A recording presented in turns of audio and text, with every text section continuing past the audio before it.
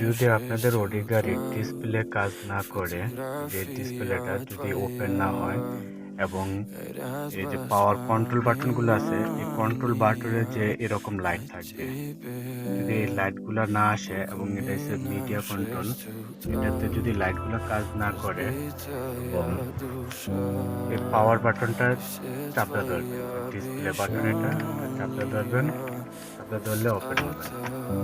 যদি ওপেন হওয়ার পরে সিমটমটা এই যে এরকম থাকে, পাওয়ার অন হচ্ছে না, তাহলে বুঝে নেবেন যে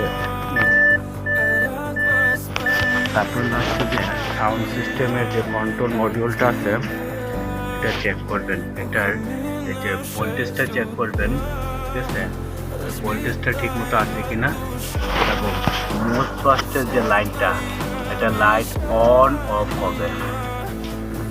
এই যে মোস্ট বাস্টের লাইনটা আছে, যেখানে যে মোস্ট বাসটা দেখতেছেন লাইট জ্বলে এবং নিবে, এই লাইটটা যদি অন অফ হয় তাহলে মোস্ট বাস্টের লাইন ঠিক আছে এবং পাওয়ার সাপ্লাই লাইনটা ঠিক আছে। তাহলে এই ক্ষেত্রে যে প্রবলেমটা যারা এই কন্ট্রোল ইউনিটটা যেটা দেখতেছেন, এটা হচ্ছে digital sound system control module, এটার কোড নম্বর হচ্ছে J525।